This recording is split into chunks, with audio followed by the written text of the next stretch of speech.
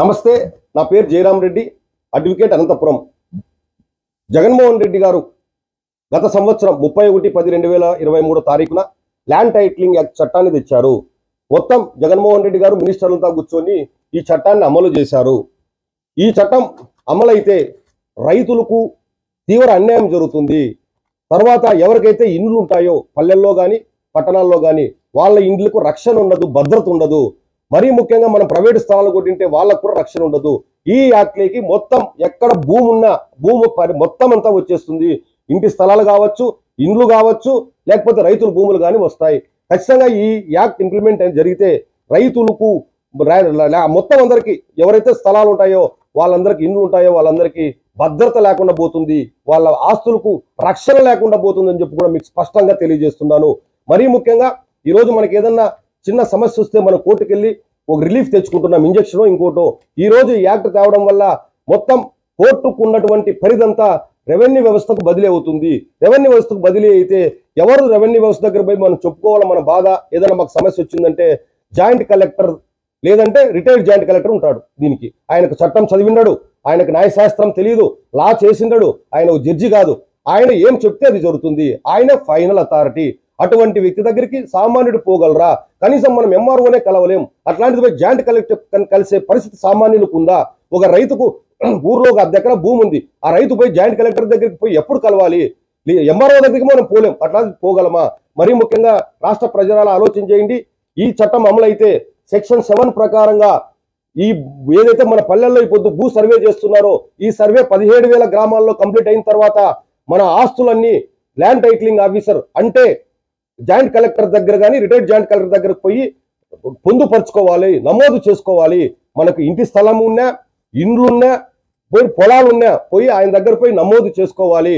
ఎవరన్నా మనం నమోదు చేసుకున్న తర్వాత ఎవరన్నా మనకు కావాల్సిన వాళ్ళు లేకపోతే మనకు వ్యతిరేకులు ఎవరన్నా మన అన్నదమ్ములో మన శత్రువుల్లో ఎవరన్నా పోయి ఈ భూమి నాది, ఈ ఫలాని వ్యక్తి భూమి నాది, లేకపోతే ఈ ఫలాని ఆస్తి నాది, ఈ రైతు పొలం నాది అంటానే అది డిస్ప్యూట్ లేకపోతుంది. డిస్ప్యూట్ లేక ఒక తూరు పోయిన తర్వాత మనం దానిపైన లోన్ తెచ్చుకుంటే కానీ అమ్ముకుంటే కానీ పూర్తిగా హక్కు కోల్పోతాం. ఆ డిస్ప్యూట్ తీరేదాకా ఒక రెవెన్యూ అధికారులంతా ఎవరి చేతిలో ఉంటారు? పొలిటీషియన్స్ చేతిలో ఉంటారు, సామాన్యుడి చేతిలో ఉండరు. సామాన్యుడు పోయి కోర్టుకు పోయి అయ్యా మా బాధ ఇది, మాకేదో ఫలాని వ్యక్తి బలవంతుడు మాకు ఇబ్బంది పెడుతున్నా అంటే ఇక్కడ ఇంజక్షన్లు ఇస్తున్నాయి. ఇటువంటి వ్యవస్థకు ప్రస్తావన వ్యవస్థగా ఈరోజు రెవెన్యూ వ్యవస్థను తెచ్చి పవర్స్ అన్ని రెవెన్యూ వ్యవస్థకి ఇస్తే పూర్తిగా మన ఏవైతే ఆస్తులు ఉన్నాయో వాటి పరిరక్షణ కానీ మన హక్కులు కానీ హరించుకుపోతాయి. ఇదే ఈ విధంగా ఈ చట్టం ఇంప్లిమెంట్ చేసినాక రాష్ట్రంలో ఉండేటువంటి న్యాయవాదులందరూ సమ్మె చేసి అయ్యా ఈ చట్టం వల్ల సామాన్యులకు నష్టం జరుగుతుందంటే ఈ దుర్మార్గమైన ప్రభుత్వం ఈవెన్ సాక్షాత్తు జవహర్ రెడ్డి ఈరోజు సిఎస్ లాయర్లకు ఉపాధి పోతుందని భయంతో ఈరోజు లాయర్లంతా వీళ్ళు ధర్నా చేస్తున్నారని చెప్పి న్యాయవాదులపై నిందాపాదించారు. మళ్ళా కొంతమంది లాయర్లు హైకోర్టుకు పోయి ఈ విధంగా అయ్యా రైతులకు లేకపోతే సామాన్యులకు భూమిపైన హక్కులను హరించే క్రమం చేస్తానని జగన్మోహన్ రెడ్డి అని చెప్తే అప్పుడు వీళ్ళు కోర్టులో చెప్పింది ఏమంటే మేము చట్టాన్ని మాత్రమే చేశాం, ఇంకా అమలు చేయలేదని చెప్పారు.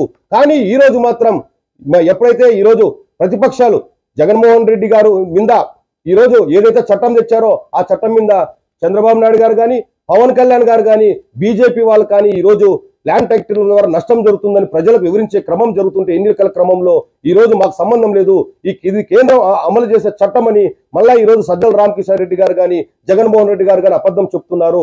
రాష్ట్ర ప్రజలారా మీరు అర్థం చేసుకోండి, మీ భూములకు ఈ చట్టం అమలైతే పూర్తిగా మీ హక్కులు హరించిపోతాయి, మీ భూములకు రక్షణ లేదు.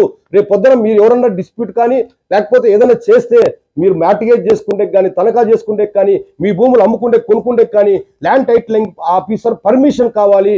ఆ పర్మిషన్ ఆయన ఊరికే ఇస్తాడా? డబ్బులు ఇవ్వాలి. జాయింట్ కలెక్టర్ దగ్గర పోయి అయ్యా నా ఈ సెంటు భూమి అమ్ముకుంటాను లేకపోతే నా ఈ పొలం అమ్ముకుంటానంటే ఆయన పర్మిషన్ ఇస్తాడా? ఇటువంటి దౌర్భాగ్యమైన నీచమైన చట్టాన్ని తెచ్చారు. కాబట్టి మీరందరూ ఆలోచన చేయండి.